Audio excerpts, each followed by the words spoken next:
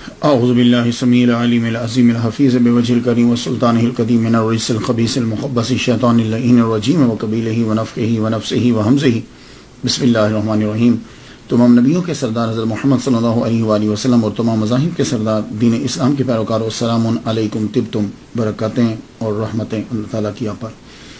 صلاۃ و سلام حضور صلی اللہ علیہ وآلہ وسلم کی ذات پر اور دنیا کے عظیم ماں باپ حضور کے ماں باپ حضرت عبداللہ اور حضرت آمنہ پر۔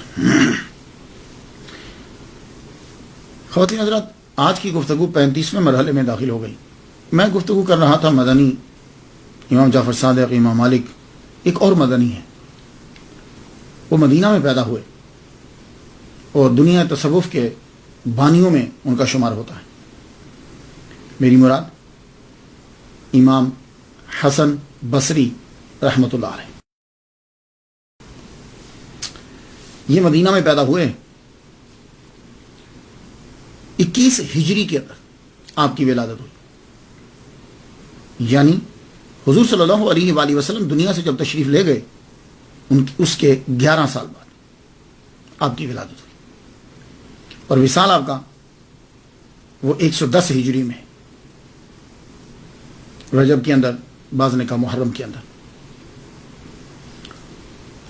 حضرت امام حسن بصری رحمۃ اللہ علیہ کے والد گرامی جو ہیں ان کا نام یسار ہے۔ یہ جو یسار ہیں، بعض نے فیروز بھی کہا ہے، لیکن یسار صحیح ہے۔ یسار جو ہیں یہ مسلمان جب جہاد کے لیے نکلے تو میسان یا میسان یا میسن، وہاں جو ہے میسان علاقہ میں گرفتار ہوئے، یعنی وہ جو پکڑے جاتے تھے غیر مسلم، یہ فارسی النسل ہیں۔ یہ میسان جو ہے یہ بصرہ اور واسط کے بیچ میں ہے۔ وہاں سے پھر مدینہ لایا گیا ان کو۔ مدینہ جب آئے تو 12 ہجری میں امام حسن بصری رحمۃ اللہ علیہ کے والد گرامی نے حضرت ابوبکر صدیق رضی اللہ تعالیٰ عنہ کے ہاتھ پر اسلام قبول کیا، اور یہ غلام تھے حضرت زید بن ثابت رضی اللہ تعالیٰ عنہ کے، جن کے پاس وزارت تعلیم کا قلمدان تھا، یعنی کاتب وحی بھی ہیں، اور قرآن کو کمپائل جو ہے وہ انہوں نے ہی کیا ہے۔ ان کی ڈیوٹی لگائی تھی حضرت ابوبکر صدیق رضی اللہ تعالیٰ عنہ نے اور حضرت عمر فاروق رضی اللہ تعالیٰ عنہ۔ تو وزارت تعلیم کا قلمدان جو تھا وہ ان کے پاس تھا۔ تو امام حسن بصری رحمۃ اللہ کے والد گرامی زید بن ثابت رضی اللہ تعالیٰ عنہ کے غلام، اور امام حسن بصری رحمۃ اللہ علیہ کی والدہ محترمہ خیرہ، یہ کنیز تھی ام سلمہ رضی اللہ تعالیٰ عنہ کی۔ ام سلمہ رضی اللہ تعالیٰ عنہ جو ہیں یہ حضور صلی اللہ علیہ وسلم کی زوجہ محترمہ ہے۔ تو امام حسن بصری رحمۃ اللہ علیہ کا جو پیدائش ہے، جو ولادت ہے، یہ مدینہ کے اندر ہوئی، لیکن اس وقت دونوں جو ہیں وہ آزاد ہو چکے تھے۔ دونوں کی آزادی کے بعد نکاح ہوا، نکاح کے بعد ان کی ولادت ہوئی، اور بعض نے کہا کہ نہیں، کہ جب ان کی ولادت ہو گئی تو حضرت زید بن ثابت نے اپنے غلام کو، یسار ان کے والد گرامی کو آزاد کر دیا، اور ام سلمہ رضی اللہ تعالیٰ عنہ نے اپنی کنیز کو جو ہے وہ آزاد کر دیا۔ لیکن صحابہ کرام کا غلام ہونا کوئی عیب نہیں ہے۔ اگر کوئی آدمی یہ ان کو پڑھتے ہوئے ایسا کہے او اچھا یہ غلام تھے، تو کوئی عیب نہیں ہے، ہم سب ان کے غلام ہیں، بلکہ ہم تو حضرت امام حسن بصری رحمۃ اللہ علیہ کے بھی غلام ہیں۔ جو صحابہ کے غلام ہوتے تھے ان کو وہ غلامی اتنی پیاری ہوتی تھی کہ جب وہ آزاد بھی کر دیتے تھے تو وہ جاتے نہیں تھے، انہی کے پاس رہتے، انہی کے پاس رہتے۔ ان کو ان کی غلامی اپنی آزادی سے زیادہ عزیز ہوتی۔ حضرت امام حسن بصری رحمۃ اللہ علیہ کی جب ولادت ہوئی تو حضرت عمر رضی اللہ تعالیٰ عنہ کی شہادت سے 2 سال قبل آپ کی ولادت ہوئی۔ 2 سال قبل آپ کی جب ولادت ہوئی تو آپ کو حضرت عمر رضی اللہ تعالیٰ عنہ کے پاس لے کر گئے۔ آپ نے اپنا لعاب دہن اس بچے کے منہ میں ڈالا، یہ آپ کی گھٹی ہے، اور آپ نے جب چہرہ دیکھا تو فرمانے لگے بڑا خوبصورت ہے، اس کا نام حسن رکھ دو۔ تو حضرت عمر رضی اللہ تعالیٰ عنہ نے آپ کا نام بھی رکھا حسن، اور آپ کو گھٹی اپنا لعاب دہن دیا. یہ لعاب دہن کون سا ہے؟ کس زبان سے ٹچ ہو کے نکلا ہے؟ جس زبان کے بارے میں محمد مصطفیٰ صلی اللہ علیہ وسلم نے کہا ہے ان الرحمن ینطق علی لسان عمر، رحمان عمر کی زبان پر بولتا ہے. آپ جب کوئی بات کہہ دیتے تھے، کئی باتیں آپ کی ایسی ہیں کہ آپ نے عصر کے ٹائم کہیں، مغرب میں وہ وہی بن کر اتر گئی. آپ نے کچھ عرصہ پہلے کہیں، کچھ عرصے کے بعد وہ وہی بن کر اتر گئی. تو اس زبان سے لگا ہوا لعاب امام حسن بصری رحمۃ اللہ علیہ کے منہ مبارک میں گیا. کتنی بڑی سعادت ہے. آپ پیدا ہوئے تو چونکہ کنیز تھیں آپ کی والدہ محترمہ، تو وہ ام سلمہ رضی اللہ تعالیٰ عنہ کے گھر کے اندر بچہ جو ہے وہ سارا دن ان کے گھر میں پڑا رہتا. اس سے بڑی اور سعادت کیا ہو سکتی کہ امام حسن بصری رحمۃ اللہ علیہ زوجہ مصطفیٰ ام سلمہ رضی اللہ تعالیٰ عنہ کے گھر میں پروان چڑھ رہے. آپ کی والدہ محترمہ کام میں جب کبھی مصروف ہو جاتی، پانی لینے کے لیے چلی جاتی یا تنور کے اوپر روٹیاں لگا رہی ہوتی، تو آپ کو معلوم ہے کہ بچہ رو پڑتا. تو جب رو پڑتا تو حضرت ام سلمہ رضی اللہ تعالیٰ عنہ حضرت امام حسن بصری رحمۃ اللہ علیہ کو دودھ پلانے لگ جاتی. اب یہ جو دودھ پلانے لگ جاتی، یہاں میں ایک بات عرض کرنا چاہوں گا. دیکھیے، تحقیق کرنے والے دو قسم کے آدمی ہوتے ہیں. ایک تو وہ جو سراسر عقیدت میں ڈوبا ہوا ہے، اس کے لیے تو کوئی آبجیکشن نہیں ہے. لیکن کچھ لوگ دوسرے بھی ہوتے ہیں کہ وہ تحقیق کے لیے پڑھتے ہیں. وہ ان کی نظر میں تحقیق ہوتی ہے، ان کی نظر میں وہ آدمی ویسے ہی اعلیٰ مقام پر ہوتا ہے. ضروری نہیں ہوتا اس کے لیے کہ وہ زیادہ کرامتیں، زیادہ چیزیں منسوب کر دی جائیں. اب جب یہ پڑھا جاتا ہے کہ حضرت ام سلمہ رضی اللہ تعالیٰ عنہا نے دودھ پلایا، تو میں نے جب پڑھا تو میں نے تحقیق کی کہ اس وقت حضرت ام سلمہ رضی اللہ تعالیٰ عنہا کی عمر جو ہے وہ 52 سال تھی. تو 52 سال کی عمر میں دودھ سینے میں دودھ کی نہریں جو ہیں وہ تبھی ہو سکتی ہیں جب بچہ ہو. تو بچہ تو تھا نہیں، تو پھر یہ دودھ کی نہریں کیسے جاری ہوتی تھی؟ تو میں اس کے دو جواب دینا چاہوں گا. ایک تو وہی عقیدت والا جواب کہ اللہ تعالیٰ نے دودھ کی نہریں اس عمر میں بھی جاری کر دی، اٹس اوکے، ٹھیک ہے. لیکن ایک جواب جو مشاہدہ بھی ہے اور علم میں بھی ہے. آپ اگر فیملی کے ساتھ رہتے ہیں، گاؤں میں رہتے ہیں یا کہیں رہتے ہیں، آپ کی فیملی بہت بڑی ہے، تو نانی اور دادی گھر میں رہتی ہیں، تو آپ کا بچہ اگر رو پڑے تو وہ نانی اور دادی کیا کرتی ہے؟ وہ بچے کو لے کے اپنی گودی میں رکھ کے دودھ پلانے لگ جاتی. دودھ ہوتا تو نہیں، سینے میں دودھ کی نہریں نہیں ہیں، لیکن بچہ جو ہے وہ خاموش ہو جاتا ہے، کچھ دیر کے لیے چپ ہو جاتا ہے. حضرت ام سلمہ رضی اللہ تعالیٰ عنہ خیر اگر دودھ پیا بھی ہے تو پھر یہ اعزاز حاصل ہے حضرت امام حسن بصری رحمۃ اللہ علیہ کو کہ ہماری تو وہ ماں ہیں ام سلمہ رضی اللہ تعالیٰ عنہ، کیونکہ قرآن یہ کہتا ہے کہ نبی کی بیوی تمہاری ماں ہیں. لیکن حضرت امام حسن بصری رحمۃ اللہ علیہ کے لیے یہ اعزاز ہے کہ ایک تو قرآن کی روح سے ان کی ماں ہوئی اور دوسرا ردائی ماں ان کی بنی. یہ ان کے لیے اعزاز کی بات. اللہ اکبر جل شان. حضرت عمر رضی اللہ تعالیٰ عنہ ام سلمہ رضی اللہ تعالیٰ عنہ کے گھر آتے تھے، ماں ہیں، تو جو مسائل کبھی کبھی ایسے ہوتے تھے کہ صحابہ کرام مومنوں کی ماں آپ ام المومنین سے پوچھنے کے لیے آتے، آپ کوئی مسئلہ ایسا ہوتا تو ان سے پوچھتے آ کر. تو جب بھی کبھی حضرت عمر رضی اللہ تعالیٰ عنہ تشریف لاتے تو پہلے 2 سال جو ابتدا کے 2 سال ہیں، اور میں ان 2 سالوں کو سب سے امپورٹنٹ سمجھتا ہوں، ان 2 سالوں کے اندر بندہ پہچانتا ہے، بچہ پہچانتا ہے. یہ یاد رکھیے، جب بچہ 5 ماہ کا ہو جاتا ہے نا، 5-6 ماہ کا، اس کے بعد وہ پہچاننے لگ جاتا ہے یہ میرے ابا ہیں، یہ میری اماں ہیں. اور سال کا جب ہو جاتا ہے تو پھر وہ کچھ الفاظ بھی بولنے لگ جاتا ہے. پھر تو وہ محبت کا اظہار بھی شروع کر دیتا ہے. اسے معلوم ہوتا ہے کہ میرا ابا آ گیا، اس کے اندر ایک ایکسائٹمنٹ پیدا ہوتی، وہ جاننے لگ جاتا ہے. اور پہلے 5 سال کے اندر یہ یاد رکھ لیجیے، پہلے 5 سال کے اندر 90% بچہ سیکھ لیتا ہے، باقی پوری زندگی کے اندر وہ 10% سیکھتا ہے. اس لیے ہمارے ہاں شروع سے تعلیم شروع ہو جاتی. ادھر بچہ پیدا ہوا، کان میں اذان دے دی، مولوی صاحب آ کے، استاد آ کے پڑھانا شروع کر دیتا. تو حضرت عمر رضی اللہ تعالیٰ عنہ تشریف لاتے، بچے کو دیکھتے، سر پہ ہاتھ پھیرتے، دعا دیتے. تو 2 سال جو ہیں حضرت امام حسن بصری نے ابتدائی جو ہیں حضرت عمر رضی اللہ تعالیٰ عنہ کے دیکھے. ان کے بعد ان کی شہادت ہوگی. شہادت کے بعد حضرت عثمان غنی رضی اللہ تعالیٰ عنہ جو ہیں وہ اقتدار پہ جب بیٹھے، خلافت آپ نے سنبھالی. اب آپ کی عمر شروع ہو گئی 3 سال سے لے کے آگے تک چلتے جائیے. 14-15 साल तक। हजरत इमाम हसन बसरी रहमतुल्लाह अलैह ने हजरत उस्मान गनी का पूरा दौरे हुकूमत देखा है। इमाम हसन बसरी रहमतुल्लाह अलैह शहादत तक मदीना के अंदर है। शहादत के बाद मौला अली की बायत भी आपने की है और वो फिर 2 साल आपने गुजारे हैं। तो 17 साल की उम्र में आप मदीना से बसरा की जानिब रवाना हुए। तो यहां अब आप अगर उनकी तालीम के बारे में आप सवाल करें कि हजरत इमाम हसन बसरी ने कहां से सीखा, तो भाई देखिए, उन्होंने ज़ुहद, हदीस मुबारका, फिक्र, तफासीर, ये सारी चीजें उन्होंने सहाबा कराम से सीखी। आपके ज्यादातर सहाबा ही आपके उस्ताद हैं। देखिए, आप जिस दौर में जहां पल रहे हैं वो इल्म का मरकज है।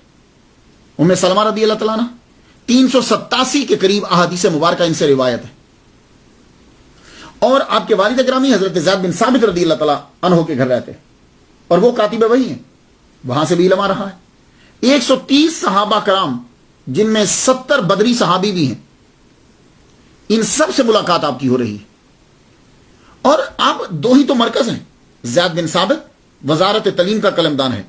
उम्मे सलमा रदी अल्लाह तआला अन्हा अकीदत का मरकज है। सहाबा अकीदत के लिए वहां भी आते हैं, मां है उनकी। और ज़ैद बिन साबित रदी अल्लाह तआला अन्हु के घर में ही आपके अब्बा रह रहे हैं और इनके घर में आपकी वालिदा रह रही हैं। तो सीखने को मुसलसल मिल रहा है। अदब हुजूर सल्लल्लाहु अलैहि वसल्लम की हदीस मुबारका। तो गोया के क्लास में जाकर सीखने की जरूरत नहीं है। सुबह से लेकर शाम तक, शाम से लेकर सुबह तक हजरत इमाम हसन बसरी रहमतुल्लाह अलैह को हदीस मुबारका ही सीखने को मिल रही। तो अगर आप चाहें कि नहीं अलहदा से एक टाइटल बना लिया जाए कि इमाम हसन बसरी के असातिज़ा कौन से हैं, तो फिर सुनिए। सबसे पहले लिखिए 130 सहाबा, जिनमें 70 बदरी सहाबा भी, ये उनके असातिज़ा में शामिल कीजिए। फिर उसके बाद हिंद बिनते सुहेल हम कहते हैं, सुहेल, जो उम्मे सलमा रदी अल्लाह तआला अन्हा के नाम से मशहूर है, ये भी आपकी उस्ताद हुई, क्योंकि इब्तदा में अदब इन्होंने सिखाया। यही बतलाती थी किस तरीके से हुजूर सल्लल्लाहु अलैहि वसल्लम बच्चों से प्यार करते थे।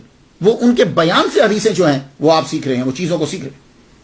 और फिर आपकी असातिज़ा तमाम उस दौर में जो 21 हिजरी के बाद अज़वाज मुतहरात हैं, वो भी आपकी असातिज़ा में शामिल हैं। क्यों?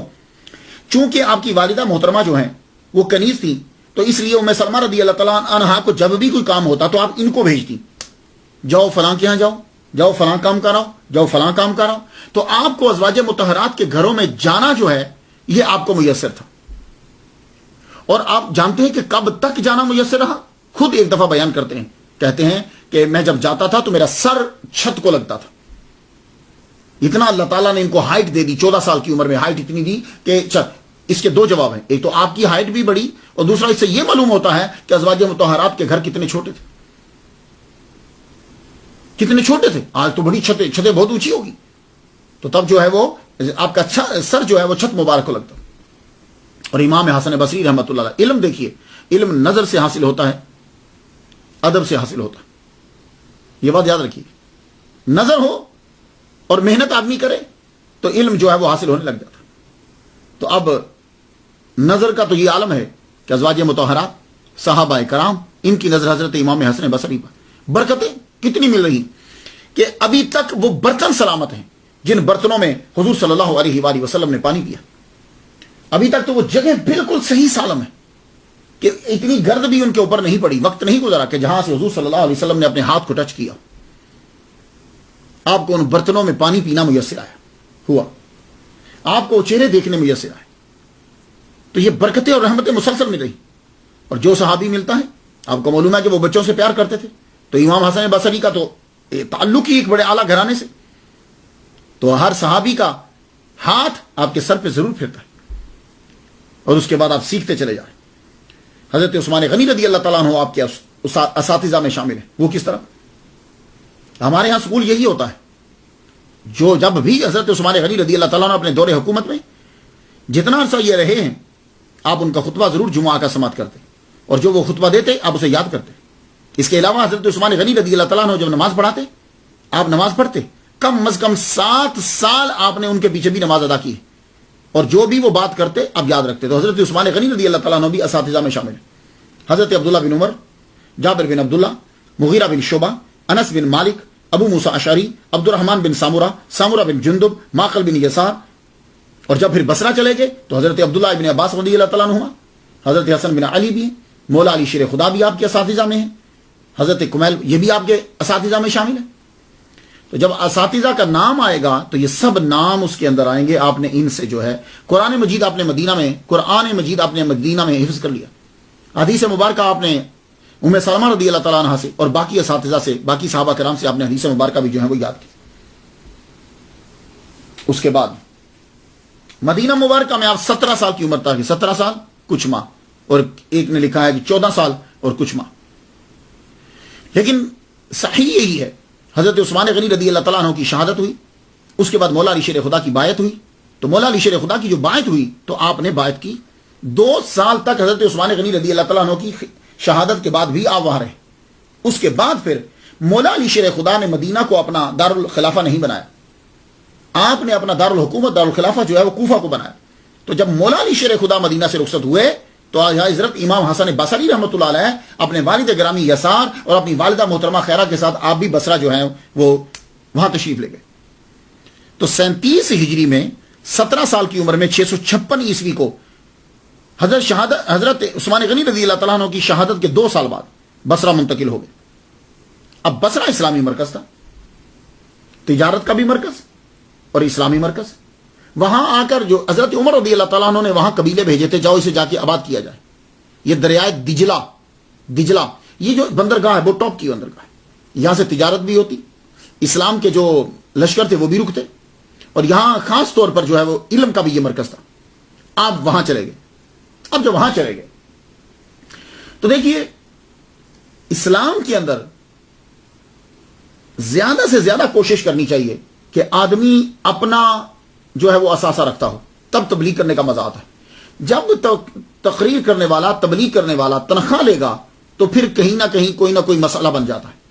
اس لیے ہمارے بڑے بڑے ائمہ جو ہیں اور اولیاء کرام جو ہیں اور انبیاء سارے، باقیوں میں فرق ہے لیکن انبیاء سارے وہ کسی سے پیسے نہیں لیتے تھے تبلیغ کے۔ اس کی وجہ کیا ہے؟ یہ کل لا اسالکم، یہ کیا ہے؟ لا اسالکم علیہ اجرا، یہ کیا ہے جملہ؟ یہ جملہ بتلاتا ہے کہ کسی بھی نبی نے تبلیغ کا کوئی اجر نہیں لیا، فیس نہیں لی، اور یہ بڑا ضروری ہوتا ہے۔ جب مولوی جو ہے تصوف کے رنگ میں رنگا جائے اور اس کے بعد اس کا اپنا کاروبار ہو، اپنے پیسے ہوں، تو اس کی تبلیغ کے اندر دبدبہ ہوتا ہے، لوگ اس کو غور سے سنتے ہیں۔ ہماری بات کو غور سے کیوں نہیں سنتے؟ اس لیے کہ اس کو پتا ہے کہ میں تنخواہ دیتا ہوں، اور مولوی بھی ڈرتا رہتا ہے۔ تو اس لیے میں سب کے لیے دعا کرتا ہوں، اور آپ بھی میرے لیے دعا کریں، اللہ تعالیٰ ہمیں اس چیز سے فارغ البال کرے کہ ہم لوگوں کی تنخواہوں پر رہیں، اللہ تعالیٰ ہمیں اپنا دے۔ تو حضرت حسن بصری رحمۃ اللہ علیہ اس چیز کو سمجھتے تھے۔ آپ جب بصرہ پہنچے تو بصرہ پہنچنے کے بعد آپ نے، اب یہ نہیں ہے کہ آپ نے علم نہیں سیکھا، علم آپ نے پورا سیکھ لیا، اب آپ نے کاروبار شروع کیا، پڑھانا ابھی شروع نہیں کیا۔ کاروبار کس کا؟ ڈائمنڈ کا کاروبار آپ نے شروع کیا بصرہ میں جب پہنچے۔ ڈائمنڈ جو ہے، اسی لیے ڈائمنڈ کے کاروبار میں آپ کو اتنی مہارت ہوئی، اتنے ایکسپرٹ ہوئے کہ وہ کاروبار آپ کے نام کا حصہ بن گیا۔ اور جب کاروبار نام کا حصہ بن جائے تو سمجھ جاؤ وہ آدمی اس کاروبار میں بہت گہرے طور پہ داخل ہے اور بڑا مشہور ہے اور بڑا کامیاب ہے۔ حسن آف پرلز، تو یہ حسن پرلز جو ہے، موتیوں والا حسن جو ہے، ڈائمنڈز والا حسن جو ہے، یہ مشہور ہو گیا۔ اور آپ کا کاروبار لوکل نہیں تھا کہ آپ بصرہ میں ہی ڈائمنڈز بیچتے تھے، انٹرنیشنل آپ تاجر تھے۔ آپ اپنا مال لے کر استنبول جاتے، آپ اپنا، جس کو قسطنطنیہ کہتے تھے، آپ اپنا مال لے کر یونان جاتے، گریس جس کو آپ گریس کہتے ہیں، یونان جاتے آپ اپنا مال لے کر، اور آپ کا مال جو ہے وہ چھوٹے لوگوں میں نہیں بیچتے تھے کہ آپ دکان پہ بیٹھتے ہیں یا نہ، آپ اپنا مال بیچتے تھے وزراء کو، مال آپ بیچتے تھے امراء کو، بادشاہ آپ سے مال جو ہے وہ خریدا کرتے تھے۔ اس سے 2 چیزیں ثابت ہوتی ہیں، ایک تو آپ بڑے امیر تھے، دوسرا یہ کہ آپ کے تعلقات ہائی سوسائٹی کے ساتھ تھے، اب بڑے بڑے لوگوں سے آپ کا بیٹھنا اٹھنا تھا کہ جس محفل میں بیٹھنے کے لیے لوگ آرزو کرتے ہیں، حضرت امام حسن بصری جو ہے وہ وہاں بیٹھا کرتے تھے۔ تو تجارت جو ہے وہ موتیوں کی کرتے، کافی اثاثہ ہو گیا، ٹھیک ٹھاک آپ کی معاشی حالت آپ کی پاورفل ہو گئی۔ اب اللہ تعالیٰ کی طرف سے یہ ایسا ہی تھا، جب آپ کی پاورفل ہوئی تو جب آدمی ہر چیز دیکھ لیتا ہے تو پھر اس کے جو غربت اور یہ امارت، یہ ان چیزوں کی حقیقت کو جب وہ دیکھ لیتا ہے اور دولت اس کے پاس آ جائے تو اب اس کے اندر جیسے اب کیا لفظ بولیں گے، لفظ بہتر نہیں ہے، آدمی کے اندر جو بھوک ہوتی ہے نا وہ ختم ہو جاتی، پھر اس کے لیے پتھر اور موتی برابر ہو جاتا ہے اگر وہ تصوف میں رہنے والا۔ تو آپ نے جب یہ ساری چیزیں دیکھ لی، اب اللہ تعالیٰ نے آپ کو موڑنا چاہا کہ اب موتیوں کی بزنس ختم کرو، اب جو موتی تم مدینہ سے لے کر آئے ہو وہ موتی بکھیرو۔ تو اس کے لیے ٹرننگ پوائنٹ ہوتا ہے جو ہٹ کرتا ہے آدمی کے مائنڈ کو، برین کو، اور آدمی ایک دم سے مڑ جاتا ہے۔ حضرت حسن بصری رحمۃ اللہ علیہ نے ٹرننگ پوائنٹ جو ہے وہ گریس میں لے لیا۔ آپ نے بادشاہ کے بچے کو دیکھا، سارے لوگ پوری پاور رکھتے ہیں، فلاسفر ہیں، طبیب، ہر ایک سب اپنی کوشش کر چکے، لیکن اس نے جانا تھا وہ چلا گیا۔ یہ موت اور بیماری اور یہ چیزیں آپ جب دیکھ رہے ہیں تو بس آپ چھوڑو کاروبار، واپس چلو۔ بصرہ واپس پہنچے۔ اب وہ موتی جو آپ نے مدینہ میں 17 سال میں حاصل کیے تھے، وہ موتی جو ہے وہ دوبارہ سے اب آپ نے وہ بکھیرنے شروع کر دیے، بغیر فیس لیے۔ بصرہ کی جامع مسجد میں آپ نے خطبہ دینا شروع کر دیا۔ اس دور کے اندر جو کلاسز ہوتی تھی نا وہ مسجد میں ہوتی تھی، اب بھی مساجد میں ہی ہوتی، اور ہماری بڑی بڑی یونیورسٹی جو ہیں وہ مساجد ہی تھی پہلے، پھر مدرسہ بنی، پھر یونیورسٹی بن گئی۔ تو اس وقت کلاسز کا یہ نہیں ہوتا تھا کہ ایک اسکول ہے، ایک یونیورسٹی ہے، وہاں جانا، مسجد کے اندر شروع آپ نے خطبہ شروع کر دیا، آواز دینا شروع کی۔ تو حضرت مولا علی شیر خدا رضی اللہ تعالیٰ عنہ 3 دن کے دورے پر بصرہ تشریف لائے ہوئے تھے۔ تو ہمارے ہاں جو ہوتا ہے وہ یہ دیکھا جاتا ہے کہ مولوی جو ہے وہ کام ٹھیک کر رہا ہے یا نہیں۔ تو مولوی عالم جو ہے وہ کام ٹھیک کر رہا ہو تو معاشرہ ٹھیک ہوتا ہے، جب یہ کام ٹھیک نہ کر رہا ہو تو معاشرہ بگڑ جاتا ہے۔ مولا علی شیر خدا رضی اللہ تعالیٰ عنہ اس کی جانب توجہ دی۔ آپ بصرہ میں آئے تو آپ نے کہا دیکھوں کہ جتنے واز کہنے والے ہیں یہ کام ٹھیک کر رہے ہیں یا نہیں۔ آپ اب نقاب اوڑھ کر ہر ایک کی محفل میں بیٹھے، ہر ایک کی محفل، کئیوں کا تو ممبر توڑ دیا آپ نے، اور کئیوں کو پکڑ کے نیچے دوران تقریر پکڑ کے نیچے، چلو تم ممبر پہ بیٹھنے کے قابل نہیں، تیرے اندر صلاحیت ہی نہیں۔ آپ پہلے گفتگو سنتے تھے، گفتگو سننے کے بعد پھر سوال کرتے تھے، اور اگر صلاحیت دیکھتے تو ممبر پر بیٹھنے کی اجازت دیتے، نہیں تو اس کے بعد روک دیتے کہ آج کے بعد تو ممبر پہ نہیں بیٹھے گا۔ ایک سے آپ نے پوچھا تجھے ناسخ منسوخ کا پتہ ہے؟ کہنے لگا نہیں۔ فرمانے لگے جب تمہیں قرآن کی ناسخ اور منسوخ کا نہیں پتا تو تقریر کیا کر رہا ہے، چلو تک۔ تو یہ 3 دن کا جو آپ کا ٹرپ تھا، دورہ تھا جو بصرہ کے لیے، آپ جامع مسجد بصرہ میں پہنچے۔ حضرت امام حسن بصری رحمۃ اللہ علیہ آپ خطبہ دے رہے ہیں۔ خطبہ جب آپ دے رہے ہیں تو آپ نقاب اوڑھ کر بیٹھ گئے۔ آپ نے سنا، سننے کے بعد آپ کو معلوم ہوا کہ آدمی دم ہے، تو پہچانتے تھے، ملاقات تو تھی۔ یہ تو آپ کہہ نہیں سکتے کہ حضرت علی ان کو جانتے نہیں تھے۔ 17 سال جو مدینہ میں گزار کر آئے ہیں تو حضرت علی نہیں جانتے ہوں، بس وہ واچ کر رہے تھے۔ نقاب ابھی چہرے پہ ہی ہے تو کھڑے ہو کے پوچھتے ہیں تم عالم ہو یا طالب ہو؟ عالم ہو یا طالب ہو؟ اب دونوں جواب دیتے مولا علی کے سامنے تو گئے، تو بڑے کے سامنے اپنے آپ کو بالکل ختم کر دو۔ ہاں یہ یاد رکھنا، طالب بھی ایک بہت بڑا درجہ ہے، پھر گفتگو کریں گے، طالب بھی بہت بڑا درجہ ہے۔ لیکن امام حسن بصری رحمۃ اللہ علیہ سمجھ گئے، کہنے لگے میں نہ طالب ہوں نہ عالم ہوں۔ تو کہا پھر کیا ہو؟ کہا جو حضور سے ملا منو ان میں تقسیم کر رہا ہوں۔ تو آپ چل پڑے یہ کہتے ہوئے، کلام اچھا ہے کہتے ہوئے چل پڑے۔ امام حسن بصری رحمۃ اللہ علیہ نے پہچان لیا، آپ تو 17 سال مدینہ میں رہے ہیں، آپ کو نہیں پتا کہ سوال کرنے والا کون ہے؟ پیچھے پیچھے چل پڑے۔ حضرت علی رضی اللہ تعالیٰ عنہ نے پیچھے مڑ کے دیکھا، فرمانے لگے کہاں آ رہے ہو تم؟ کہا امیر المومنین میں آپ کو پہچان گیا ہوں، مولا علی شیر خدا ہو، میں آپ کو پہچان گیا ہوں۔ آپ نے چہرے سے نقاب اتارا تو اس وقت امام حسن بصری رحمۃ اللہ علیہ عرض کرتے ہیں حضور مجھے وضو کروائیے۔ تو آپ کیا سمجھتے ہیں ان کو وضو نہیں آتا تھا؟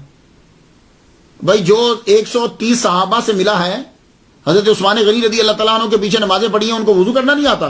نہیں، یہ بات ہی کچھ اور تھی۔ حضرت علی نے پانی منگوایا، پانی منگوا کے فرمایا کرو، بس وہ وضو کروانا تھا کہ ظاہری اور باطنی تمام طہارتیں اعلیٰ مقام پر پہنچا دی، ہر شے پاک۔ اس جگہ کا نام ہی باب التشت رکھ دیا گیا۔ تو جب مولا علی شیر خدا نے آپ کو اجازت دے دی تو اب آپ کو بصرہ کا مفتی قرار دے دیا گیا۔ بصرہ کے اندر آپ ہی کا فتویٰ چلتا تھا، تو بصرہ کی جامع مسجد کے اندر پھر آپ نے خطبہ دینا شروع کر دی۔ تو کلاسز لگتی تھی، ہفتے میں لیکچر ایک بار دیتے تھے، ویسے آپ پڑھاتے رہتے تھے کیونکہ آپ نماز بھی پڑھاتے تھے۔ تو آپ کون کون آتا؟ میں چند کے نام بتا دوں۔ حجاج بن یوسف، آپ تقریر فرما رہے ہیں، حجاج بن یوسف آپ کی محفل میں آ گیا، اور اب وہ نقاب کر کے نہیں آیا، ننگی تلوار لے کر، آرمی ساتھ لے کر آیا اور بیٹھ گیا مجمع میں۔ ایک آدمی پاس بیٹھا ہوا ساتھ والے کو کہنے لگا لے بھائی امتحان آ گیا حسن بصری کا، دیکھتے ہیں کیا کرتا ہے. آپ تقریر فرماتے جا رہے ہیں, مجال ہے کہ آپ نے نظر اٹھا کے اس کی طرف دیکھا بھی ہو؟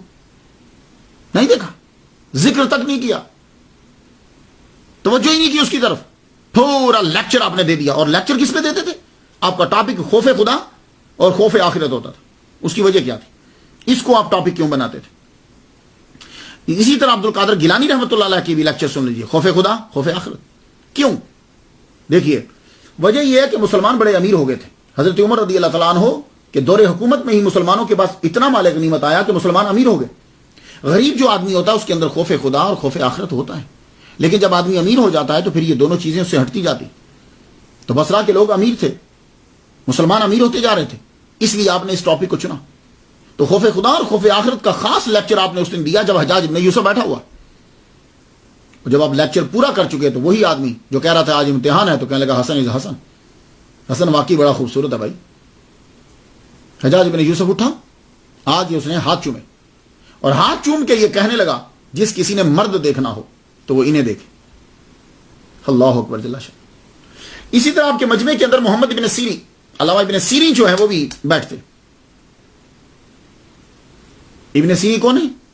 یہ آپ نے کتاب دیکھی ہوگی, یہ تعبیر الرؤیا, علامہ ابن سیرین کی یہ کتاب ہے. ان کو یوسف ثانی کہا جاتا. یہ ان کے پیچھے نماز پڑھتے تھے. ہاں, یہ 9 سال چھوٹے ہیں حضرت امام حسن بصری رحمۃ اللہ علیہ سے, چونکہ یہ بصرہ میں پیدا ہوئے تھے. ابن سیرین جو ہے نا جنہوں نے تعبیر الرؤیا, یہ بصرہ میں پیدا ہوئے. 9 سال چھوٹے ہیں امام حسن بصری سے. کیوں بصری سے؟ کیونکہ 33 ہجری میں یہ پیدا ہوئے, اور آپ اکثر امام حسن بصری رحمۃ اللہ علیہ کے پیچھے نماز پڑھتے, ان سے احادیث لیتے, سیکھتے. اور 110 میں ہی آپ کا بھی انتقال ہوا ہے, وصال ہوا ہے. امام حسن بصری رحمۃ اللہ علیہ کا جب وصال ہو گیا, آپ کو خبر پہنچی کہ بھائی جن کے پیچھے آپ نمازیں پڑھا کرتے تھے, جن کے لیکچر سنتے تھے, جن سے حدیث سیکھتے تھے, ان کا وصال ہو گیا ہے. آپ پر اتنا غم کا اثر ہوا کہ آپ کا چہرہ متغیر ہو گیا, رنگ متغیر ہو گیا. فرمانے لگے, انا للہ و انا الیہ راجعون. اس کے 3 ماہ 10 دن کے بعد آپ کا بھی وصال 110 ہجری میں ہوا. تو یہ علامہ ابن سیرین جو ہیں یہ بھی ان کی محفل میں بیٹھتے, محمد ابن سیرین. عمر بن عبد العزیز جو ہیں یہ آپ سے 42 سال چھوٹے ہیں. جب خلیفہ بنے تو 35 سال آپ کی عمر تھی. تو خلیفہ جب بنے تو اس وقت حضرت امام حسن بصری رحمۃ اللہ کی عمر 77 سال تھی, 77 ایئرز اولڈ. تو آپ نے وہاں سے لیٹر لکھا, کہنے لگے کہ مجھے کچھ نصائح کرو. تو امام حسن بصری رحمۃ اللہ علیہ نے پھر نصائح لکھ کر بھیجی. تو عمر بن عبد العزیز رضی اللہ تعالیٰ عنہ یہ بھی آپ کے شاگردوں میں شامل ہیں, جن کو عمر ثانی کہا جاتا. تقریر فرماتے تھے, اللہ تعالیٰ نے بڑا خوبصورت چہرہ عطا فرمایا تھا. آپ بڑے مشہور تھے, آپ کے لیکچرز, آپ کے وعظ دور دراز تک مشہور تھے. یہ نہیں کہ بصرہ کے محلے کے اندر ہی مشہور ہے. اشعث ابن سوار جب بصرہ جانے لگے تو امام شافعی رحمۃ اللہ سے کہتے ہیں کہ میں بصرہ جا رہا ہوں, کوئی چیز چاہیے آپ کو؟ فرمانے لگے امام حسن بصری رحمۃ اللہ کو میرا سلام کہنا. کہنے لگے میں نے تو کبھی ان کو دیکھا نہیں ہے, میں کیسے پہچانوں گا؟ کہنے لگے بصرہ کی جامع مسجد میں داخل ہونا, جس کا حسن اور وجاہت دیکھتے ہوئے تیرے سینے میں روب بیٹھ جائے, وہی حسن بصری ہوں گے, اور میرا سلام کہہ دینا. واقعی جب آپ مسجد میں داخل ہوئے, جامع مسجد میں آپ تقریر فرما رہے تھے, اتنے خوبصورت اور وجیح اور دبدبا آپ کا, واقعی آپ پہ روب پڑا. کہنے لگے سچ کہا تھا امام شافعی. اور امام باقر علیہ السلام کی محفل میں جب کبھی تذکرہ ہوتا امام حسن بصری رحمۃ اللہ علیہ کا, تو آپ فرماتے تھے کہ بھائی ان کے کلام میں تو انبیاء کے کلام کی سی تاثیر ہوتی تھی. اللہ اکبر. تو میں جب پڑھتا ہوں ان کی تقاریر کو, ان کی تقریر جب میں پڑھتا ہوں تو حضرت لقمان علیہ السلام کے بارے میں آپ نے پڑھا, کبھی پڑھیے گا. ان کے نصائح جو تھے وہ بڑے مشہور تھے, نصیحتیں جسے کہتے ہیں ہم, وہ بڑی مشہور تھی. جو انہوں نے اپنے بچے کو کی, جب وہ لوگوں کو کرتے تھے, وہ بڑی مشہور, عرب کے اندر تو مشہور تھی. بالکل اسی طرح کا کلام آپ کو ان کے تقریروں میں ملے گا, بڑی خوبصورت موتی. میں لمبا ہو جائے گا لیکچر, لیکن چند باتیں آپ کو میں بتا دیتا ہوں. میں کرامتیں آپ کو نہیں بتا رہا, کرامتیں ان کی بے شمار ہیں, لیکن میں یہ بتا رہا ہوں کہ ہمیں کرنا کیا ہے. ہمیں ان کی سیرت پر عمل کرنا ہے, ان کی باتوں پر عمل کرنا ہے. تو میں آپ کو چند باتیں بتا دیتا ہوں. آپ فرمایا کرتے تھے, تقریر کر رہے ہو, دیکھو کس انداز سے سمجھا رہے ہیں. کہنے لگے سنو, یہ جو دنیا ہے نا, یہ سواری ہے, یعنی جس کے اوپر تم چڑھتے ہو, جیسے اونٹ گھوڑا، یہ دنیا سواری ہے. اس کے اوپر سوار ہو جاؤ گے نا تو یہ منزل پہ لے جائے گا. اونٹ کے اوپر چڑھ جاؤ تو اونٹ منزل پہ لے جائے گا، اور اگر اونٹ تمہارے اوپر چڑھ گیا تو تمہیں کچل دے گا. تو یہی دنیا ہے، اس کے اوپر سوار ہو جاؤ، اسے کنٹرول کر لو تو پھر تو یہ تمہیں آخر تک لے جائے گی. کامیابی کا زینہ ہے. اور اگر یہ تمہارے اوپر چڑھ گئی تو تباہ ہو جاؤ گے. عام آدمی آسانی سے جو ہے وہ بات کو سمجھ آتا ہے. تو آپ فرمایا کرتے تھے،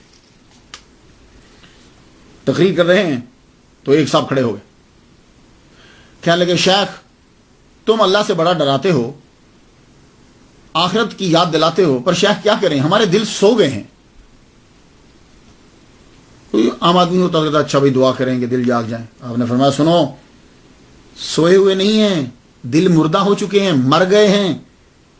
سوئے ہوں تو ہلانے سے اٹھ جاتا ہے بندہ، سویا ہوا ہلانے سے اٹھ جاتا ہے، ہلتا ہے. لیکن اگر مر گیا ہو تو جو مرضی چینج کرتے رہو وہ اٹھتا نہیں ہے. فرمانے لگے تمہارے دل سو گئے ہوتے تو میں اٹھا دیتا، یہ تو مردہ ہو چکے ہیں. کسی نے آ کر ایک مرتبہ کہا، امام حسن بصری رحمۃ اللہ علیہ، وہ فلاں آدمی ہے نزا کی حالت میں، 70 سال اس کی عمر تھی، نزا کی حالت ہے، ابھی جان جو ہے نکل رہی. فرمان لگے نزا میں تھا، 70 سال سے تھا، اب چھوٹ رہی ہے. اب جان چھوٹ رہی. واقعی آدمی جب تک اس دنیا میں رہتا ہے پریشان رہتا ہے. پیدا ہوتا ہے، اس کے بعد جب بچپن آگے، پھر لڑکپن، پھر جوانی، پھر بڑھاپا، پریشان، پھر دوسروں کی پریشانی، تو جب جان نکلتی ہے تو چھوٹ جاتا ہے. اور فرمایا کرتے تھے دنیا کی دوستی نے ہی بت پرستی کو جنم دیا ہے، دنیا کی دوستی نے ہی بت پرستی کو جنم دیا. بڑا غضب کا جملہ ہے. اور فرماتے تھے کہ وہ جو لوگ تھے ہمارے اساتذہ صحابہ کرام، وہ رات کو قرآن پڑھتے تھے، دن کو عمل کرتے تھے، اور ہم لوگ قرآن پڑھتے تو ہیں عمل نہیں کرتے. اور ایک بات آپ نے بڑی زبردست کہی، کہنے لگے سنو، جو تیرے سامنے آ کے دوسروں کی باتیں کر رہا ہے نا، ایک دن وہ تیری بات جا کے دوسروں کے آگے کرے. اس لیے جتنے لوگ میری باتیں سماعت کر رہے ہیں، میں خاص طور پہ عرض کرنا چاہوں گا، بچ کر رہیے اس بندے سے. بھلا سے آپ کا جتنا مرضی دوست ہو اس کو منع کر دو. آج وہ اگر دوسروں کی باتیں آپ کو بتا رہا ہے، برائیاں لوگوں کی آپ کے سامنے بیان کر رہا ہے، تو اس کو عادت ہے وہ کل کو آپ کی برائی دوسروں کے سامنے جا کے بیان کرے گا، آپ کی باتیں دوسروں کے سامنے بیان کرے گا. اس کی عادت ہے، یہ یاد رکھیے. حضرت امام حسن بصری رحمۃ اللہ علیہ کی سیرت بیان کرتے ہوئے، تاریخ بیان کرتے ہوئے کچھ تسامح ہوئے ہیں. وہ تسامح بیان کرتا جاؤں. میں اس کو غلطی نہیں کہہ رہا، کیونکہ ہمارے بہت بڑے لوگوں نے اسے لکھا ہے، تو میں اس کو غلطی نہیں کہتا. جب تک ہم اپنے بڑوں کا ادب کریں گے اللہ ہم پہ رحمت نازل فرمائے. یہ تسامح ہے. یہ تسامح کیوں ہو جاتا ہے؟ اس کے کم از کم 2 جواب دیتا ہوں. ایک تو یہ ہوتا ہے کہ تسامح ہوتا ہے، اس سے اللہ تعالی کا پتہ چلتا ہے کہ ایک آدمی کے اندر اتنی صلاحیتیں ہیں، اتنی صلاحیتوں کے باوجود اس سے یہ تسامح ہوا. پتہ چلا کہ آدمی جو ہے اگر کوئی پاک ہے، کلیئر ہے، تو صرف اللہ تعالیٰ کی ذات ہے، باقی کسی نہ کسی میں کوئی نہ کوئی خامی ہے. اور وہ جس فیلڈ میں وہ ماہر ہے اسی میں کوئی نہ کوئی ایسی مسٹیک ہو جاتی ہے. ایک تو یہ ہوتا ہے، ایک یہ ہوتا ہے. اور باقی یہ ہوتا ہے کہ جو بھی ہمارے بڑے ہیں یا جو ہمارا پہلے گزر گئے، وہ جب ریسرچ کر رہے ہوتے ہیں تو ریسرچ کرتے ہوئے ان کے پاس جتنے سورسز تھے اس دور کے ٹاپ کے، انہوں نے اس کے مطابق بات کو لکھ دیا. یہ بات یاد رکھیے، اس دور کے جو تھے ان کے پاس تھے. تو بعد میں پتا چلا کہ ان کا جو تحقیق کا دائرہ تھا اس میں سے ایک کتاب رہ گئی یا ایک زاویہ جو ہے وہ رہ گیا. تو تسامح ہو جاتا ہے. اب سب سے پہلا تسامح حضرت امام حسن بصری رحمۃ اللہ علیہ کے بارے میں. اصل میں ہوتا یہ ہے کہ مریدین چاہتے ہیں، عقیدت مند چاہتے ہیں کہ ہم بڑی سے بڑی بات منسوب کریں، حالانکہ ایسی نہیں ہے. اس آدمی کا آج تک جو نام زندہ ہے یہی بہت بڑی کرامت ہے. ورنہ اس دور کے سارے لوگوں کے، بصرہ میں کتنے لوگ تھے، سب کے نام یاد ہیں آپ کو؟ نہیں. حضرت امام حسن بصری رحمۃ اللہ علیہ کا نام آج بھی یاد ہے آپ کو. تو یہی تو بہت بڑی کرامت ہے. ایک بات جو منسوب کی گئی وہ یہ کہ حضرت امام حسن بصری رحمۃ اللہ علیہ نے حضور صلی اللہ علیہ وآلہ وسلم کے پیالے میں پڑا ہوا پانی جو ہے وہ پی لیا. حضور صلی اللہ علیہ وسلم تشریف لائے تو پوچھتے ہیں کہ میرا پانی کس نے پیا ہے؟ تو کہا جی حسن نے پی لیا ہے. تو آپ نے فرمایا جتنا پانی پیا اللہ تعالیٰ اس کو اتنی برکتیں، رحمت دے، علم دے. میں یہ خلاصہ بیان کر رہا ہوں. میں اس کو بیان کس نے کیا ہے؟ ہمارے جو ٹاپ کے جن سے آگے سارے لوگ جو ہیں وہ چیزیں لیتے ہیں، علامہ فرید الدین عطار رحمۃ اللہ علیہ تذکرۃ الاولیاء کے اندر نقل کیا، اور اس کو مرآت الاسرار کے اندر بھی نقل کیا گیا. تو یہ تسامح یہ ہوا ہے، حضور کے پیالے سے بعد میں پانی تو پی سکتے ہیں. حضور صلی اللہ علیہ وسلم نے آ کر پوچھا کہ پانی کس نے پیا ہے. یہ تسامح ہے. کیوں؟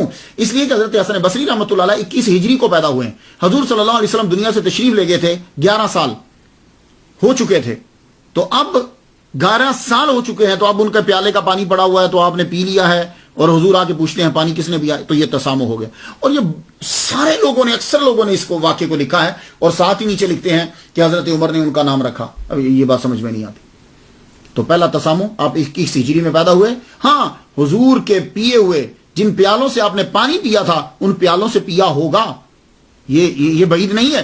لیکن یہ کہنا کہ حضور آئے اور آ کر پوچھا کہ میرا پانی کون پی گیا ہے, یہاں تسامح ہے. دوسرے تسامح, بشر حافی نے خط لکھا. اب یا تو رائٹر سے غلطی ہوگی نام کی, اور اگر نام یہی ہے تو پھر تسامح ہے. کہتے ہیں کہ بشر حافی رحمۃ اللہ علیہ نے خط لکھا کہ میں آپ کے ساتھ حج کرنا چاہتا ہوں. تو آپ نے معذرت کر لی, فرمایا کہ نہیں, میرے ساتھ تم حج کرنے مت جاؤ. یہ تسامح اس لیے ہے کہ حسن بصری رحمۃ اللہ علیہ کا وصال ہوا ہے 731 عیسوی کو, جس کی اس وقت 2013 جا رہی ہے. 731 عیسوی میں ہوا ہے. اور بشر حافی پیدا ہوئے ہیں 767 عیسوی کو, یعنی 36 سال بعد پیدا ہوئے ہیں. آپ کے وصال کے 36 سال بعد پیدا ہوئے ہیں. تو اب آپ ہی بتائیے کہ جو پیدا 36 سال بعد ہو رہے ہیں وہ آپ کو لیٹر کیسے لکھیں گے کہ میں آپ کے ساتھ حج کرنا چاہتا ہوں. تسامح ہے. تیسرا جو ہے اس میں ظاہر جو ہے وہ ایسی چیز نظر نہیں آتی. وہ تسامح کیا ہے؟ وہ حضرت رابعہ بصری آپ کے لیکچر میں آنا اور آپ کا لیکچر تب دینا جب وہ مجمع میں ہوں. یہاں آپ بڑے دھیان سے گفتگو سماعت کیجئے گا. بات یوں لکھی میں نے جو کتابوں میں پڑھی کہ حضرت حسن بصری رحمۃ اللہ علیہ تقریر کرنے لگتے تو آپ دیکھتے مجمع میں اگر رابعہ بصری ہوتی تو تقریر کرتے, ورنہ آپ تقریر چھوڑ دیتے. تو لوگوں نے کہا جی آپ کو اس بڑھیا میں کیا دکھا کہ اس کے ہوتے ہوئے آپ جو ہے وہ تقریر کرتے ہو, نہ ہو تو تقریر نہیں کرتے. تو فرمان لگے کہ جو چارہ تیار کیا ہو ہاتھیوں کے لیے وہ چیونٹیوں کے آگے نہیں ڈالا جاتا. اب یہاں ذرا ذہن میں کیجئے کہ حضرت امام حسن بصری رحمۃ اللہ علیہ کا وصال ہو گیا 110 ہجری میں. حضرت رابعہ بصری پیدا ہوئی ہیں 99 ہجری میں. 99 ہجری میں. اور حضرت امام حسن بصری جو ہے اس وقت ان کی عمر 78 سال تھی. 78 ایئرز, 78 سال تھی. یعنی جس وقت رابعہ بصری پیدا ہوئی ہیں تب آپ 78 سال کے تھے. 78 ایئرز کے تھے. اب رابعہ بصری پیدا ہوئی, بڑی ہوئی, پھر آپ کو جو ہے وہ قحط جب پڑا تو آپ کو اٹھا کر لے گئے, غلام بنا کر بیچ دیا, کنیز بنا کے, لونڈی بنا کے بیچ دیا. اس کے بعد آپ وہاں رہیں, پھر آپ بڑی ہوئیں, پھر آپ نے صحرا میں جا کے چلا کاٹا, اس کے بعد جا کر آپ تصوف میں داخل ہوئی ہیں. تو آپ ہی مجھے بتا دیجئے کہ یہ جملہ کہاں تک صحیح ہے کہ جو 99 ہجری میں پیدا ہوا ہے, 78 سال آپ کی اس وقت عمر ہے, تو وہ بڑھیا کیسے ہوئی اور وہ کیا ہوا؟ تو یہ دوسرا تسامح ہے. ہاں ایسا ہو سکتا ہے کہ بچپن میں کبھی زیارت کی ہو, کیونکہ بڑے بڑے علماء جو ہوتے تھے ایسا ہو سکتا ہے. لیکن یہ کہنا کہ وہ مجمع میں ہوتی تھی تو تقریر کرتے تھے, تب تو آپ کی عمر ہی جو ہے وہ بہت چھوٹی ہے. وہ اعتراض کیا ہے؟ وہ اعتراض یہ ہے, اور یہ اعتراض سب سے پہلے شاہ ولی اللہ رحمۃ اللہ علیہ نے اٹھایا. انہوں نے یہ فرمایا کہ حضرت حسن بصری رحمۃ اللہ علیہ نے مولا علی شیر خدا رضی اللہ تعالیٰ عنہ سے حدیث سماعت نہیں کی. یہ سب سے پہلے شاہ ولی اللہ نقشبندی تھے. تو یہ حسن بصری جو ہیں ان کے ذریعے سے چشتیوں کا سلسلہ مولا علی تک پہنچتا ہے. اب وہ بہت بڑے علامہ ہیں, میں ان کے بارے میں کوئی بات نہیں کرنا چاہتا, لیکن یہ تسامح کیوں ہو گیا یا بعد میں ڈال دیا گیا؟ حضرت امام حسن بصری رحمۃ اللہ علیہ کے بارے میں یہ کہہ دینا کہ انہوں نے مولا علی سے حدیث نہیں سنی, یہ اسی طرح جیسے کہہ دینا کہ حسن بصری تھے ہی نہیں, برابر ہے. لیکن پھر بھی ہم گفتگو کو آگے بڑھاتے ہیں. آپ مجھے بتائیے کہ جو بچہ صحابہ کرام کے گھروں میں جا رہا ہے, جو بچہ حضرت ام سلمہ رضی اللہ تعالیٰ عنہ, حضرت زید بن ثابت, 28 بدری صحابہ کے پیچھے نماز پڑھی ہے, 70 بدری صحابہ سے ملاقات, 130 صحابہ ٹوٹل, آنا جانا ہر وقت, 17 سال تک صحابہ کے ساتھ ہے. حضرت عثمان غنی, حضرت علی کے 2 سال شروع کے خلافت کے, تو کیا انہوں نے پورے 17 سال میں ایک حدیث ہی نہیں سنی؟ جو بچہ حضرت ام سلمہ رضی اللہ تعالیٰ عنہ کے گھر میں آتا جاتا ہے انہوں نے کبھی کوئی حدیث نہیں سنائی. جس بچے کے والد گرامی زید بن ثابت کے ساتھ صبح سے شام, شام سے صبح تک رہتے ہیں اور وہ کاتب وحی ہیں, کیا مولا علی کی سماعت نہیں ہوئی؟ کیا مولا علی کبھی بھی حضرت ام سلمہ رضی اللہ تعالیٰ عنہ کے گھر نہیں آئے؟ سوچئے ذرا، کبھی نہیں آئے. یہ 17 سال مدینے میں رہ رہے ہیں، کیا وہ کبھی نہیں آئے جب تک حضرت ام سلمہ رضی اللہ تعالیٰ عنہ زندہ تھی؟ کبھی نہیں آئے. اور پھر دیکھیے حضرت عثمان غنی رضی اللہ تعالیٰ عنہ کا مکمل دور حکومت دیکھا. نماز پڑھنے کے لیے جاتے تھے، ان کے پیچھے نماز پڑھتے تھے. کیا مولا علی پورے 17 سال تک مسجد میں آئے ہی نہیں؟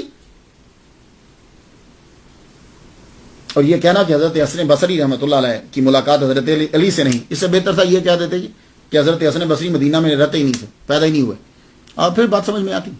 اور اگر ایک بچہ 17 سال مدینہ میں گزار رہا ہے تو پھر یہ کہنا کہ حدیث کی سماعت مولا علی سے نہیں ہے، یہ بڑی اچنبے کی بات ہے. اس کی وجہ کیا ہے؟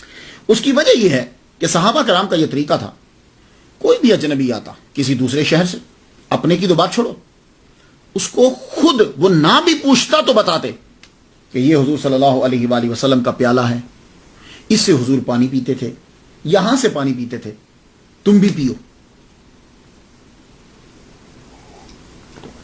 یہ بتلاتے تم بھی پیو. وہ برکت اور سعادت سمجھتے. حضور نے یہ کہا ہے، حضور اس درخت کے نیچے سے گزرے، حضور یوں گزرے، حضور اس بات پہ یوں مسکرائے، وہ خود بتایا کرتے تھے. یہ حضور کا جبہ ہے. تو صحابہ کرام، ہر صحابی مجتہد، ہر صحابی جو ہے وہ وہاں کا مدینہ شریف کا رہنے والا، وہ دوسروں کو ضرور، وہ مبلغ ہے، وہ ٹیچر، وہ بتاتے تھے. تو 17 سال تک امام حسن بصری رحمۃ اللہ علیہ کو، کہ جو اتنا امپورٹنٹ بچہ ہے کہ ازواج مطہرات کے کام کر رہا ہے، زید بن ثابت رضی اللہ تعالیٰ عنہ کے گھر ان کے آنا جانا ہے ان کا، مولا علی سے ملاقات ہی نہیں ہوئی. کتنی عمر کا بچہ ہو تو محدثین حدیث لیتے ہیں؟ کتنی عمر کا بچہ؟ چلیے علامہ جلال الدین السیوطی رحمۃ اللہ علیہ سے پوچھتے. آپ فرماتے ہیں 5 سال کا جب بچہ ہوتا ہے، وہ صحابی ہے یا تابعی؟ تو صحابی ہے، اس کی حدیث تسلیم کریں گے. تابعی ہے، اس کا قول ہم تسلیم کریں گے، کس نے صحابی سے سنا ہے. 5 سال کا. یہی وجہ کہ امام احمد بن حنبل نے کیا کیا؟ آپ کی امام حسن بن علی کی روایت کو تسلیم کیا، نقل کیا، جو انہوں نے اپنے نانا سے کی ہے. اور ان کی عمر کتنی تھی جب نانا سے ملاقات ہوئی؟ تقریباً 6 سال کے قریب.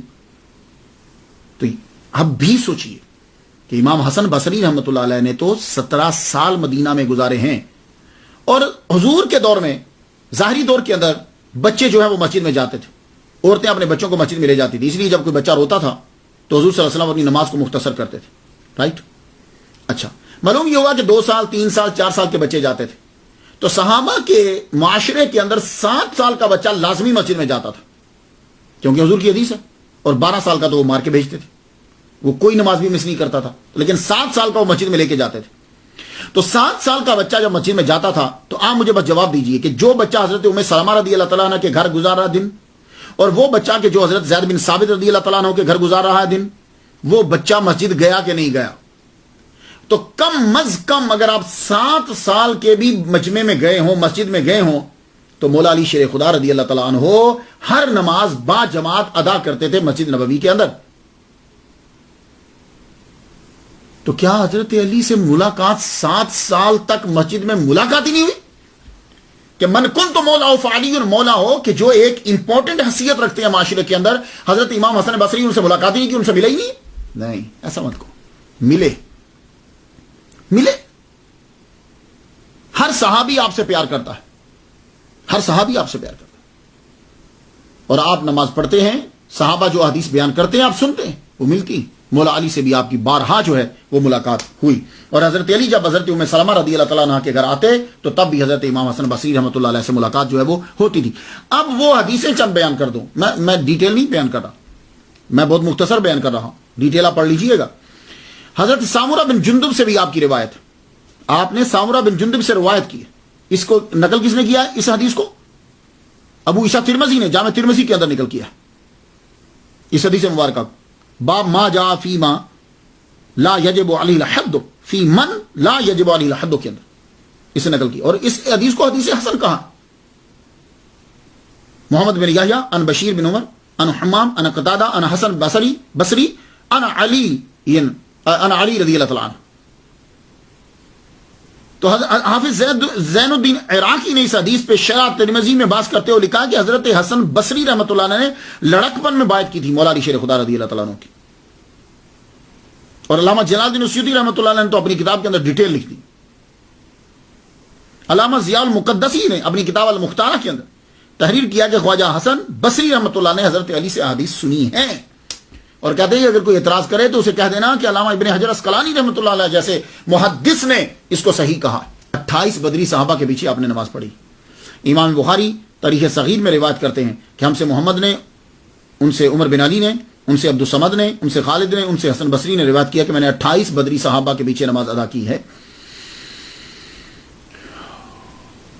میں اور آپ لوگ تو نماز پڑھنے کے بعد کوئی نہ کوئی حدیث بیان کریں. میں ہوں ماشاءاللہ، ابھی میں نے حال ہی میں پورا قرآن مجید زبانی ترجمے کے ساتھ ختم کیا. عشاء کی نماز کے بعد میں پڑھتا ہوں، حدیث بیان کرتا ہوں. تو کیا صحابہ کرام نماز کے بعد کچھ بیان نہیں کرتے تھے؟ نماز پڑھتے بس پڑھتے ہی اٹھ کے نکل جاتے تھے؟ نہیں. تو بدری صحابہ، 28 بدری صحابہ جن کے پیچھے آپ نے نماز ادا کی ہے، ان میں سے ایک مولا علی شیر خدا بھی ہیں، یہ بھی بدری ہیں، انہوں نے جنگ بدر میں حصہ لیا ہے، تو آپ نے ان کے پیچھے بھی نماز ادا کی. حضرت زبیر بن العوام سے ملاقات. علامہ جلال السیوطی رحمۃ اللہ علیہ بیان کرتے ہیں کہ حضرت حسن بصری رحمۃ اللہ علیہ نے یہ کہا کہ جب حضرت زبیر بیعت کر رہے تھے مولا علی شیر خدا رضی اللہ تعالیٰ عنہ کی تو میں نے دیکھا ان کو. تو جب مولا علی کی بیعت ہو رہی تھی تو مولا علی چپ تھے کہ کوئی حدیث بیان ہی نہیں کی، کوئی بات ہی نہیں کی.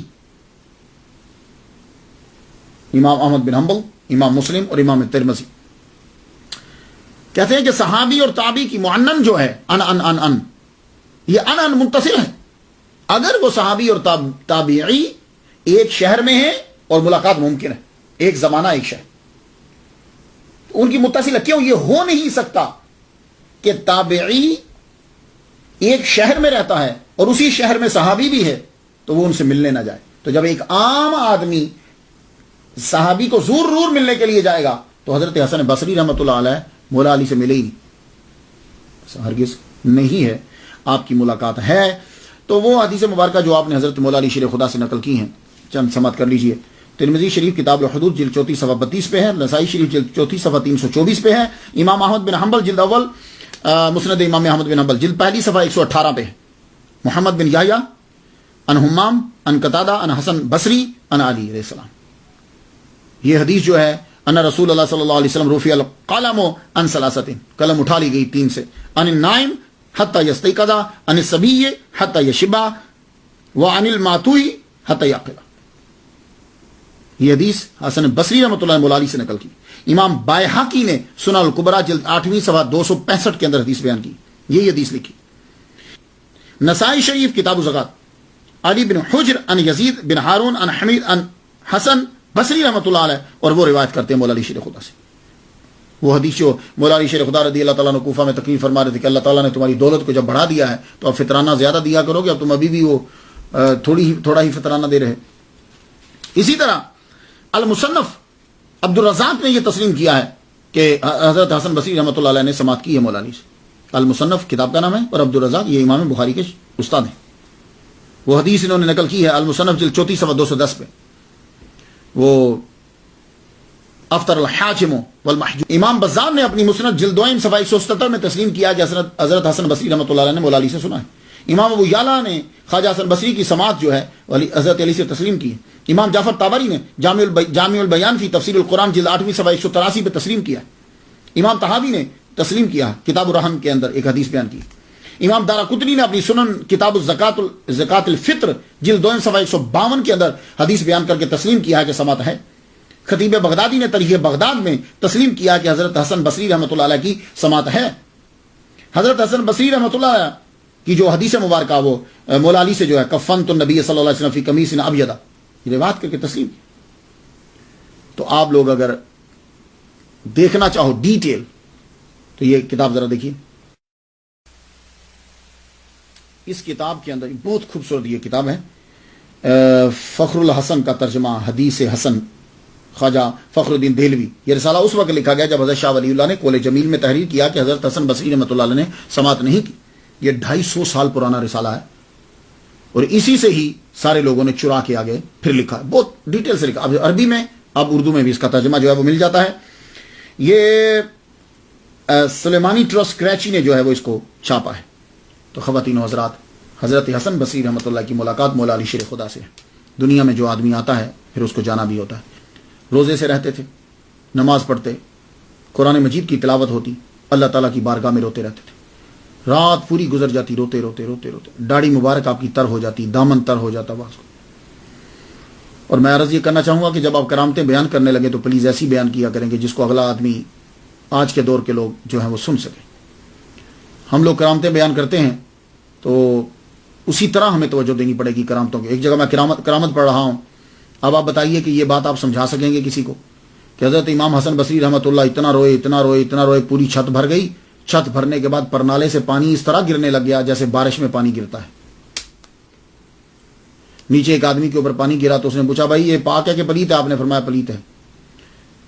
یہ تو ٹھیک ہے کہ داڑھی بھی تر ہو جائے تو بڑی بات ہے، چہرہ بھی تر ہو جائے تو بڑی بات ہے، اس کے بعد دامن تر ہو جائے بڑی بات ہے. اب یہ کہنا کہ پوری چھت تر ہو گئی، اس کے بعد پرنالے سے پانی گرنے لگ گیا اور وہ پانی نیچے جا کے گرا آپ کے آنسوؤں کا، اور وہ بھی صرف ایک رات روئے.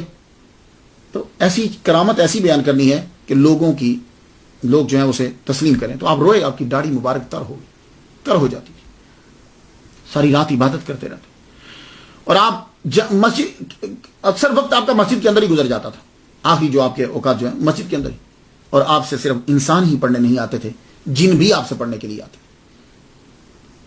ایک آدمی صبح تہجد کی نماز ادا کرنے کے لیے گیا تو دیکھ رہا ہے کہ مسجد میں دعا مانگی جا رہی ہے اور آمین آمین کی آواز آ رہی ہے اور ذکر ہو رہا ہے. جب دروازہ کھلا اندر گئے تو دیکھا کوئی بھی نہیں تھا. انہیں معلوم ہو گیا کہ واقعی امام حسن بصری رحمۃ اللہ علیہ کے پاس جن بھی پڑھنے کے لیے آتے. اللہ تعالیٰ نے آپ کو بڑا ملکہ عطا فرمائے. ساری زندگی خدا تعالیٰ کی بارگاہ میں استغفار کرتے رہے، اللہ کا خوف ہر وقت آپ کے رہتا، ہنستے نہیں تھا. لیکن جب آپ کی روح کف سے انصری سے پرواز کرنے لگی تو اس وقت آپ ہنسے، مسکرائے، کہنے لگے کون سا گناہ؟ یہ بات بڑی مشہور ہے آپ کی، کون سا گناہ؟ تو اس وقت تو کوئی پوچھ نہیں سکا. خواب نبوت کا حصہ ہے، یہ بات یاد رکھیے. نبوت کا حصہ کا مطلب نہیں ہے کہ جس کو خواب آتے ہیں وہ نبی بن گیا ہے. یعنی جو نبی تھے ان کو جو چیزیں آتی تھیں ان میں سے ایک خواب بھی ہے، اور وہ خواب ابھی تک ہمارے پاس باقی ہے. اللہ تعالیٰ اس کے ذریعے سے ہمیں کچھ بات بتا دیتا ہے. پوچھا حضور آپ کیوں مسکرائے تھے؟ کہنے لگے ملک الموت جب آئے میری روح نکالی، انہوں نے بتلایا کہ سب کلیئر ہے. پروردگار عالم نے فرمایا ایک گناہ اس کا باقی ہے، ذرا دیکھو. تو میں مسکرا پڑا، اس کی رحمت کو دیکھتے ہوئے مسکرا پڑا. مالک کون سا گناہ؟ بس تھا میں مسکرا پڑا، کون سا گناہ؟ اس کا کرم کتنا ہے، ایک گناہ باقی ہے. اس باتوں کا مزہ تب ہی آتا ہے جب آدمی اس میں گم ہو. روح کف سے انصری سے پرواز کر گئی. منتخب التواریخ میں لکھا ہے کہ ہشام بن عبد الملک بن مروان کی عہد حکومت میں رجب 110 ہجری میں حسن بصری رحمۃ اللہ علیہ کا جو ہے وہ وصال ہوا. آپ کا مزار بصرہ کے اندر ہی ہے، یہ دیکھیے ذرا.